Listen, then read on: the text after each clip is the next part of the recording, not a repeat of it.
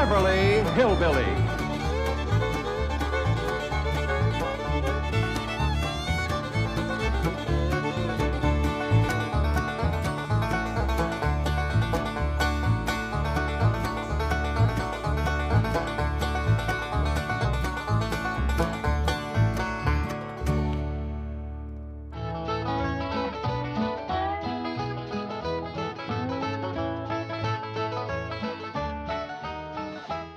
Oh, good, good. You're both here. I want to have a family confab. Where's Elly? Well, she's out back with her critters. Elly Mae? Yeah, Pa? Come on in here. Going to have a family confab.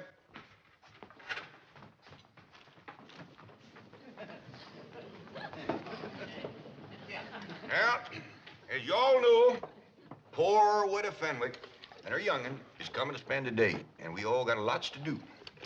Fenwick.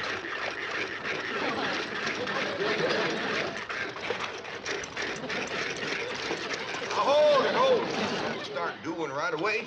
I'd like to say a few words first. Now, let's commence with the victuals.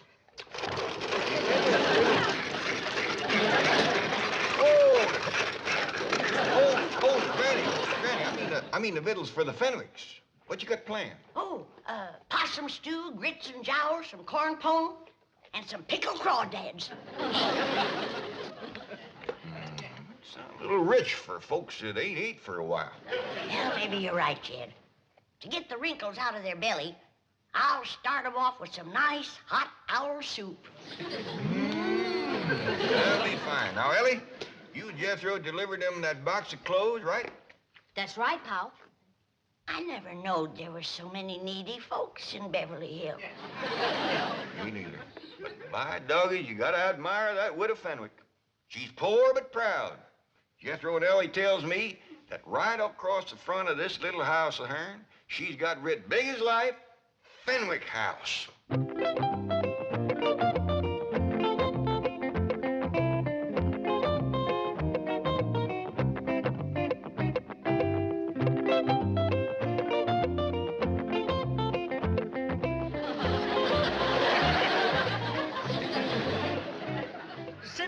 I have not refused to visit the Clampetts. It's just that I can't bring myself to wear those dreadful clothes. They are not dreadful. They are the very latest fashion introduced at the Willows Finishing School by Miss Elly Mae Clampett herself.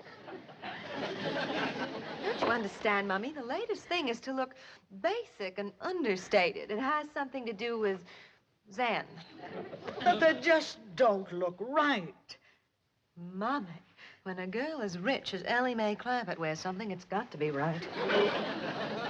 Now, come on, let's not be the last millionaires in Beverly Hills to get the new look. The Clampett look. Where's everybody going in such a hurry? We's gonna have Jethro load furniture to take off to the Fenwicks. Well, now, hold up loading that truck again. How do we know that the family's gonna need all this stuff? Like I told you, Uncle Jet, they need just about everything. Well, how do we know their place is gonna hold it all? Let's go over there and take a look. Yeah. I'd like to see the widow's place. Well, now, Granny, I think the women folks better stay here in case they get here while we're gone. How about you men folks staying? Well, you women folks don't know how to drive the truck. Maybe I can. I ain't never tried. Crank her up, Jethro. Heft your Granny down. We'll be back directly. The widow's liable to be right stove up when she gets here, walking all the way. Don't worry, Jed. One slug of my rheumatism medicine and she'll be as good as new.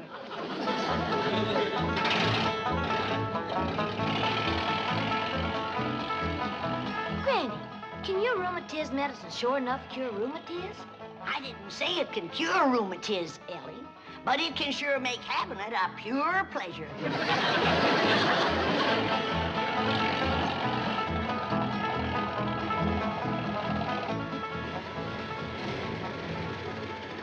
Now, we don't want to embarrass them, Jethro, so if they still at home, we'll right quick drive by.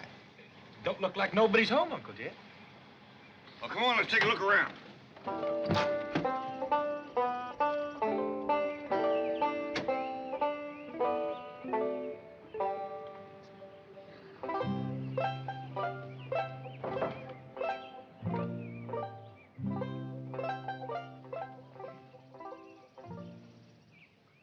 Found the box of clothes, Uncle Jed.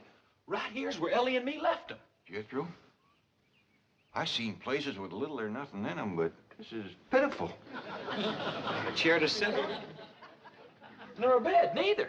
Ain't got a wash bowl, or a pitcher to fill it with water, or a window big enough to throw it out. Hey, Uncle Jed, we gonna bring them some stuff?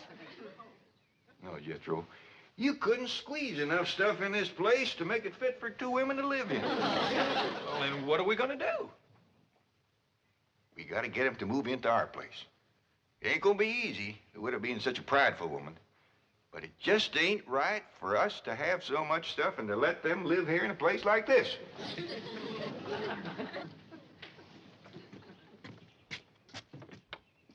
Now, there's something I just can't understand.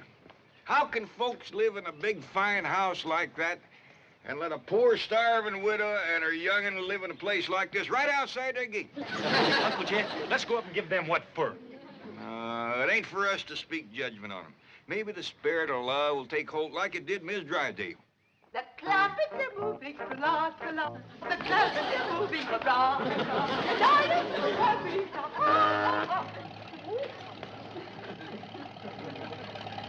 Hi, Miss Drysdale. Splendid. You came back with another load. Well, now, hold on. We decided not to move these things. Why not?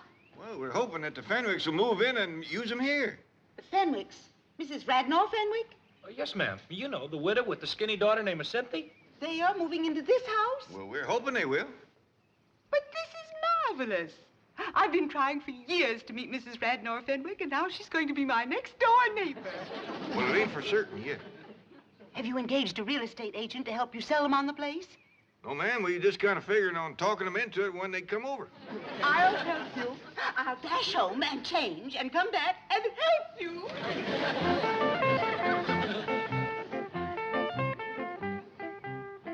You see what I mean, Jethro? The spirit of love has put wings on her feet. I'll say, Uncle Jed. Just look at her go over that hedge.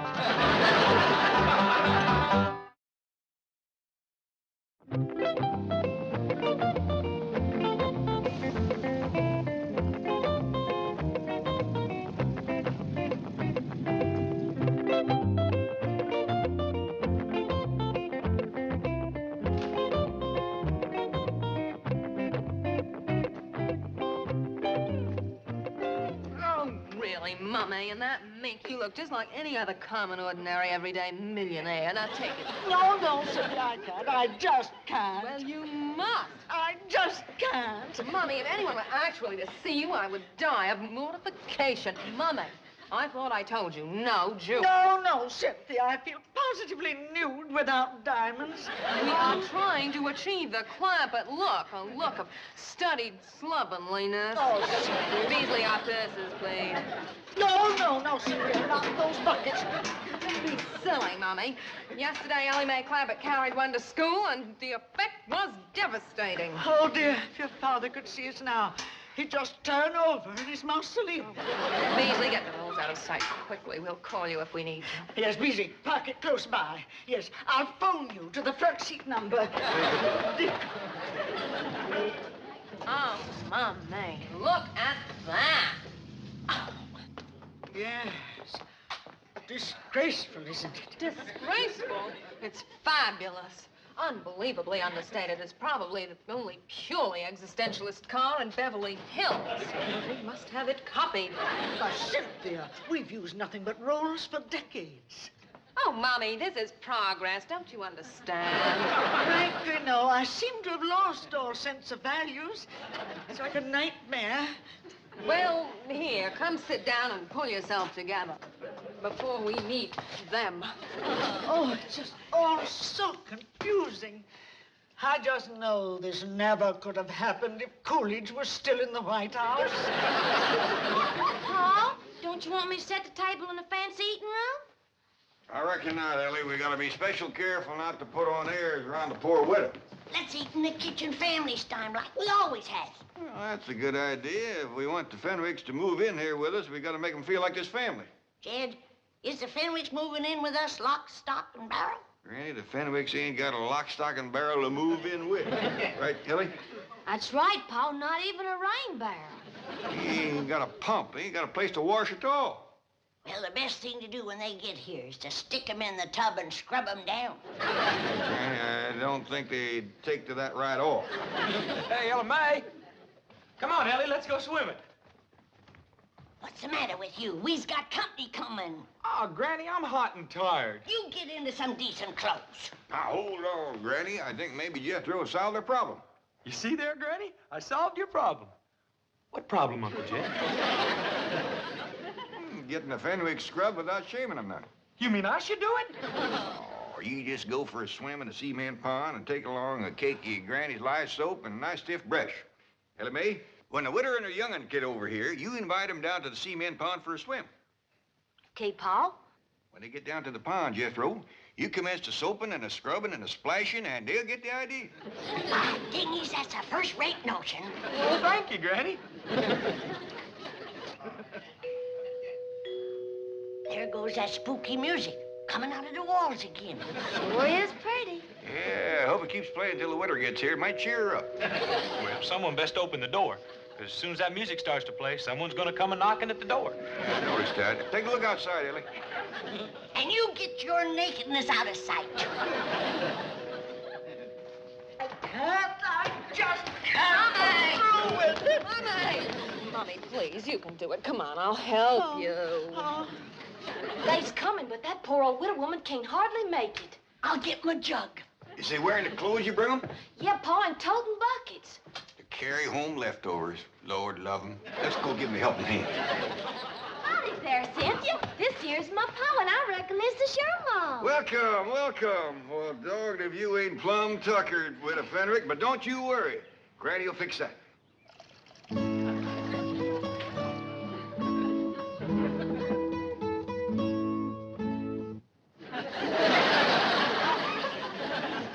Granny, this here's Cynthia Fenwick and her mom. Howdy, folks. Take their buckets out to the kitchen, Elly. Yes, sir, Pa. See you in a little bit, Cynthia. Thank you, darling. Too low. Elly May, be sure they're scoured good and don't leak. Do it, Granny. Here, widow, this'll brace you up. Oh, thank you. Orange pico.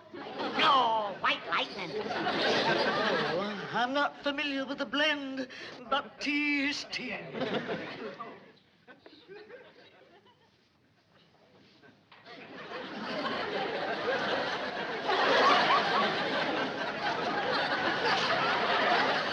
Got her to breathing deep. Here, Mommy, have a cigarette, darling. Oh, I wouldn't light a flame so close to your maw just yet. You just might set her off. Come on, widow. Let's go to the kitchen. I'll give you a nice hot bowl of owl soup. Owl soup. Oh, Cynthia, please send for the rolls. No, Mommy.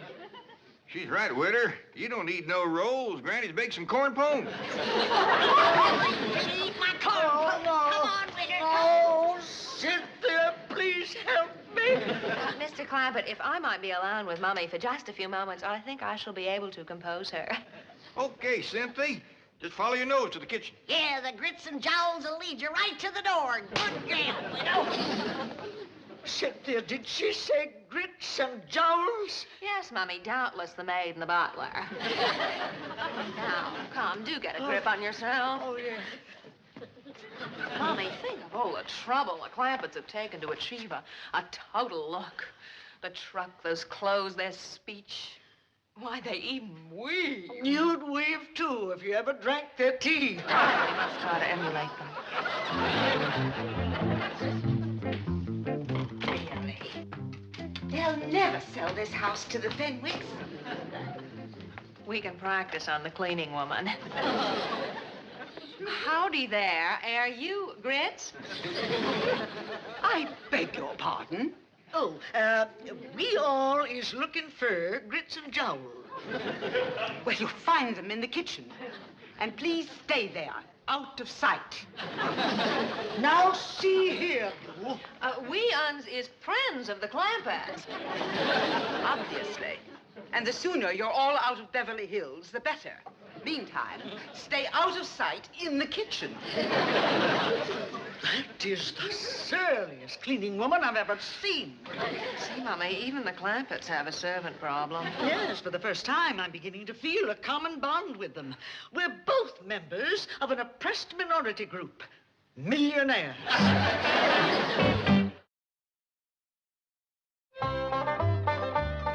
Ain't the Fenwicks sniffed their way to the kitchen yet? Well, not yet, Pa. Should I go and find them? Well, let's have a little confab first. Now, Jethro is getting powerful hungry, paddling around in the cement pond with that brush and soap. Elly, you hinted to the widower and Cynthia about going swimming? Well, ain't had a chance, Pa. Well, they must be nigh on to starving. Granny, can we skip the washing and go right to eating? Jed, from what you tell me about the way they've been living, I'd feel much better if they were washed down good before they sat at my table. Maybe you're right. They didn't look bad, but you never can tell. Oh, there you are. We're still looking for grits and jowls. Oh, we'll get to them directly. Elly. Oh, Cynthia, I bet you and your ma would like to go swimming, huh? I wouldn't. And now neither would I. We got a dandy pond all made out of cement. Nice clean water in it, too. And plenty of room to splash around and work up a good lather. No, thank you. No, I'll pass, too. Maybe they just like to look at the pond. Show them, Elly. Okay, Pa. No, we're not interested. We didn't even bring suits. Well, I got one that'll fit you. And I'll try and find one for you, Etta. Based my possum, Jed. Yeah, now come on, ladies. Pond's right out here. Come on, here you go. It's right over there to the right. It's peculiar behavior. Why do you suppose they're so insistent that we come up? Mummy, looky there.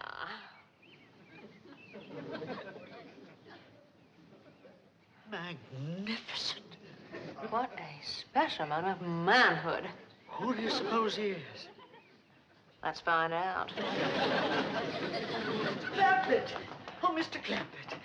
Who is that Adonis by the side of the pool? Adonis? That magnificent creature with the rippling biceps. Let's take a look, ma'am. That's why they wanted us to see the pool. They're going to attempt a little matchmaking. Oh, I hope so.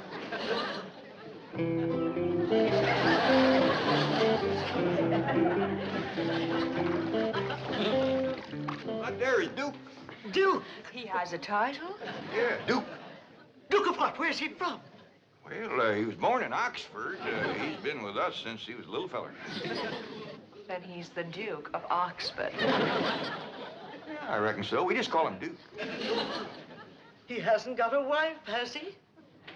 Well, he's had his share of lady friends, but nobody right at the moment. Cynthia, I sure do hope you change your mind about going swimming. Oh, I have. Oh, Cynthia, you seem right fond of Duke. If you want him to like you, just tickle him behind the ear. He just loves that, Cynthia.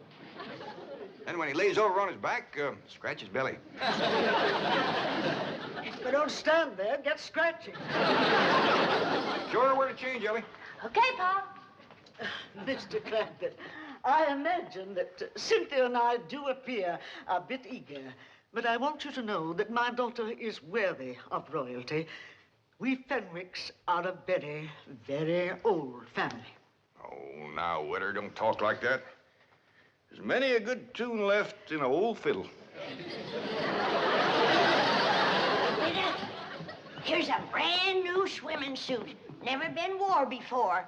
It was give to Jed here for a wedding present. Remember, Jed? Too big. Wouldn't be enough left sticking out to wash. Wash? We'll make do. You better leave the room, Jed. Go on out to the laundry tub, Witter, and peel your shirt off.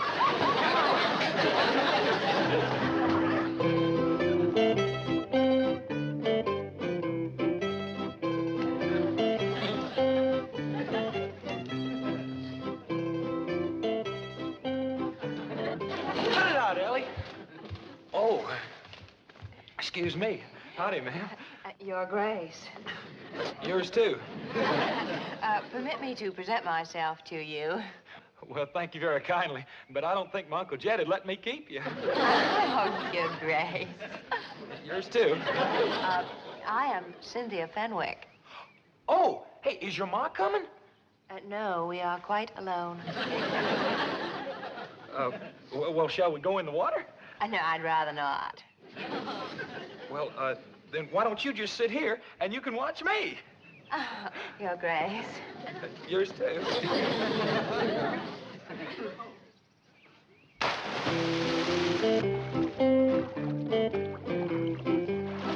Now watch here.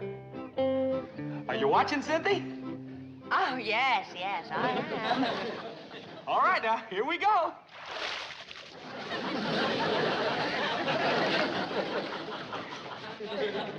You get the idea? Well, it looks as if you are taking a bath. That's all right. Come on in. Your Grace. Yours too.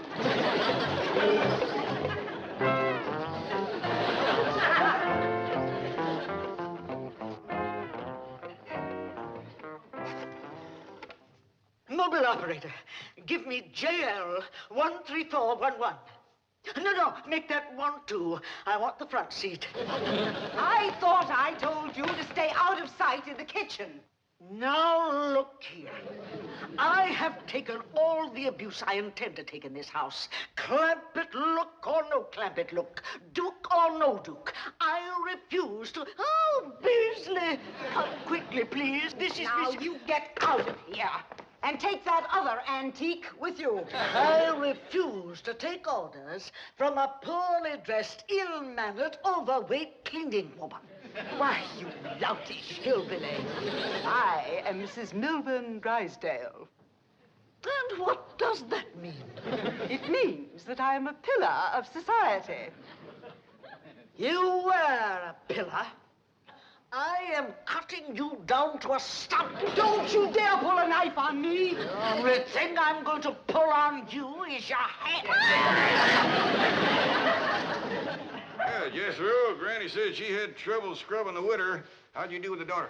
I tried, Uncle Jet, but that girl ain't washed in so long I couldn't sell her on the idea. Granny said the widder bucked like a mule, too, and then she busted loose and run. Can we eat now? Yeah, Jethro, scoot up the back way and get some clothes on. Hey, you know something, Uncle Jet? That skinny little rascal, all she wanted to do was tickle me behind the ear and scratch my belly. Paul, come quick. Miss Drysdale and the widow Fenwick is having a real cat fight in the front hall. Let me up, you female wrestler. I'll have you drummed out of Beverly Hills. Sylvia Carter, hold her right there. Now I'm gonna finish the job. Widow Fenwick. Did you call her Fenwick? I did. Here now, get off that poor starving Miss Fenwick. You all right, widder? You all right? Oh, I have never been less all right in my entire lifetime. Beasley's here. What's the matter? Ask no questions, just flee for your life. Uncle Jet, can we please eat now? Not being you, Jethro. A fellow named Beasley just grabbed the widder and her young and made off with them. Come on, we gotta catch them.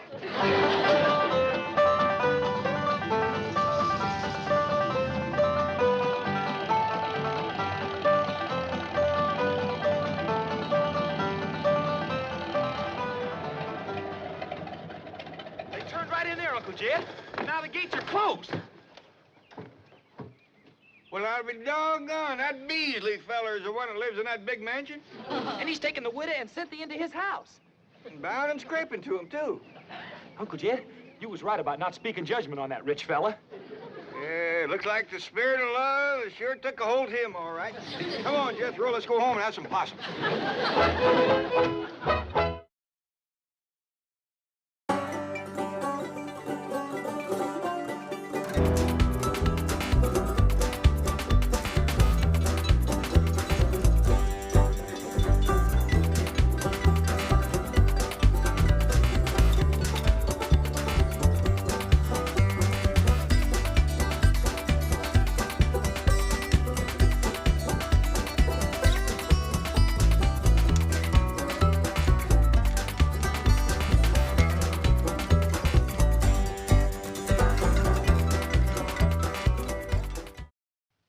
This has been a Filmways presentation.